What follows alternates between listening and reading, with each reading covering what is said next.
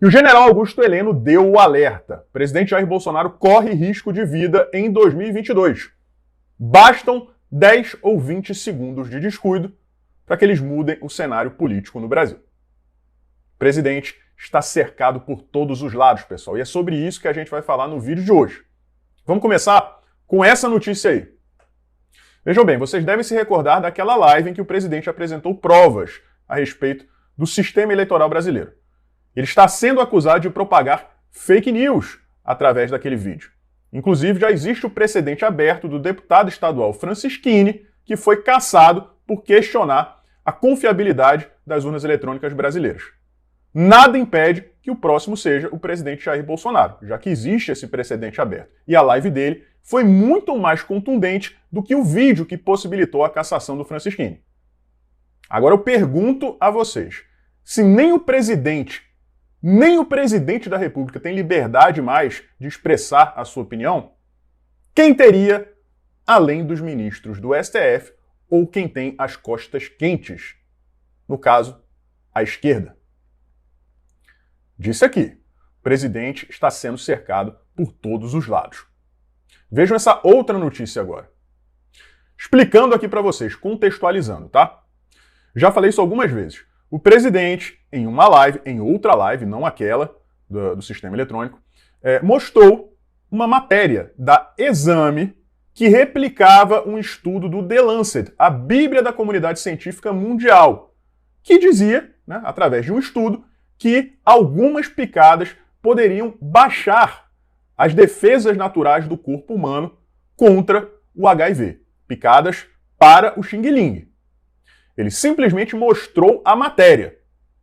E por isso, existe um inquérito contra ele. O PGR, Augusto Aras, já tinha aberto uma investigação sobre esse tema. E aí, o Alexandre de Moraes abriu esse novo inquérito. O Augusto Aras disse para o Alexandre de Moraes, mandou um comunicado para o STF pedindo o arquivamento desse inquérito, já que ele já estava tomando conta do caso. O Alexandre de Moraes não só deu um dane-se para o Augusto Aras, como deu um prazo para o presidente Jair Bolsonaro. Aliás, para que o Augusto Aras forneça ao STF o que ele já investigou a respeito do caso. Vou repetir para vocês entenderem, tá? Uma publicação científica respeitadíssima no meio disse que algumas picadas para o Xing-Ling poderiam deixar a pessoa que, porventura, tivesse algum contato com alguém contaminado com HIV mais suscetível a se contaminar também. Por exemplo, alguém tem uma relação sexual desprotegida com a pessoa portadora do HIV. O corpo tem suas defesas naturais. Caso ela tivesse tomado alguma dessas picadas, listadas pela matéria, pelo estudo do The Lancet, as defesas naturais do corpo estariam enfraquecidas e isso facilitaria a entrada do HIV e a consequente contaminação da pessoa.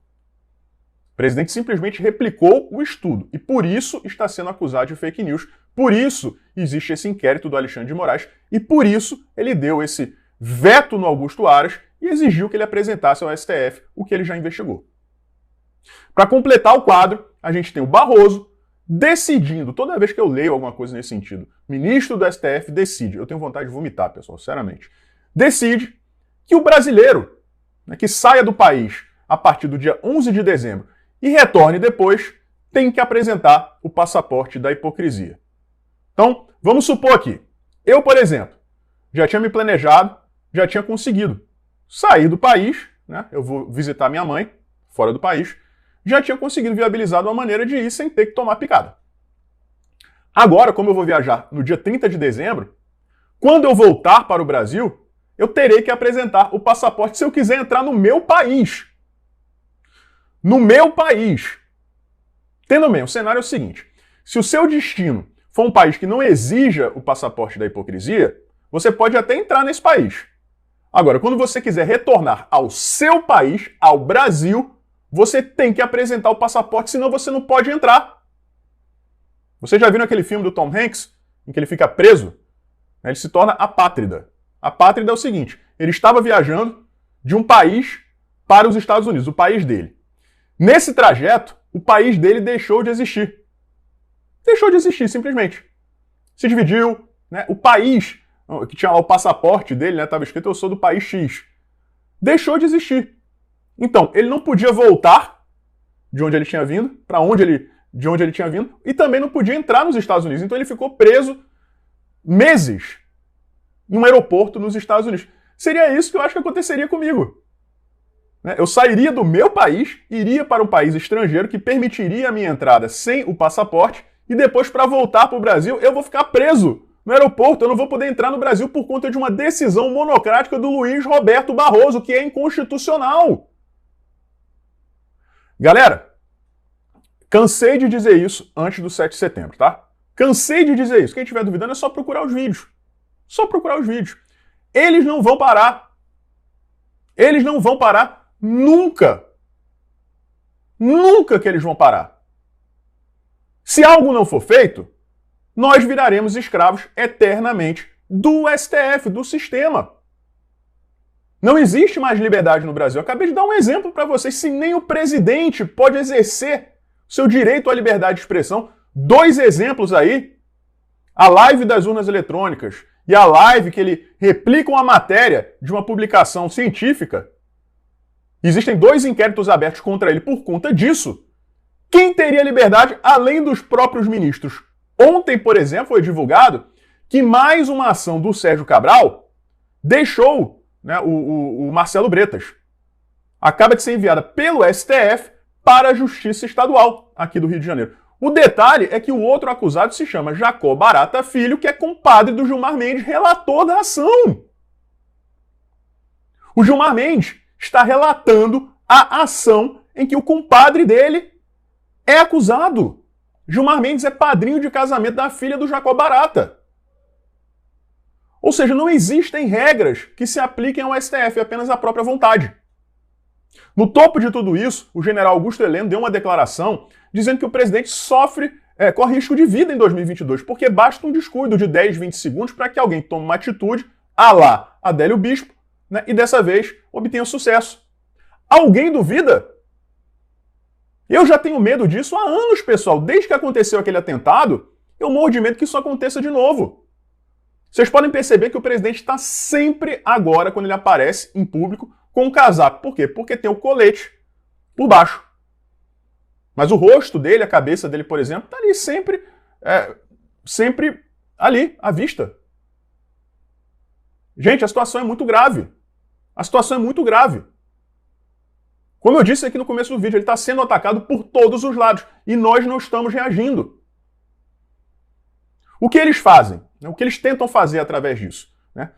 Caso o presidente reagisse, eles diriam, ele está reagindo porque nós estamos chegando nele. Nós estamos enquadrando ele. A justiça chegou no presidente Jair Bolsonaro e na hora que ele vai ser responsabilizado por seus crimes, ele vai lá e aplica um golpe. A narrativa é essa. A narrativa é essa. É isso que impede que uma atitude seja tomada. Essa narrativa. Então, o que eu acho que precisa ser feito, pessoal? Um esclarecimento a nível global. Isso precisa ser exposto ao mundo inteiro. Tem que ser exposto. A gente tem o Dias Toffoli, que julgou uma ação em que ele era acusado, no caso, a delação do próprio Sérgio Cabral. A gente tem o Gilmar Mendes, relatando uma ação cujo acusado é compadre dele. A gente tem um inquérito aberto contra o presidente da República por ele ter replicado um estudo de uma publicação científica. A gente tem um outro inquérito contra o presidente, possibilidade de cassação, por ele ter questionado um sistema eletrônico. A gente tem um jornalista, o Alan dos Santos, que está nos Estados Unidos, exilado, vítima de uma perseguição brutal. Prova disso está lá na mão da Interpol. Então nós precisamos, alguém do governo, tem que ser o governo, gente, não somos nós, youtubers, que temos que fazer isso. Alguém do governo tem que preparar um dossiê e mostrar para o mundo inteiro que nós estamos vivendo em estado de exceção. Porque senão, qualquer ação que o governo tome para resolver esse problema será tido como um golpe. Primeiro você tem que conscientizar a opinião internacional, a sociedade global, dos absurdos que a gente está enfrentando aqui. Depois, quando você tomar uma atitude, ela não vai parecer inconstitucional.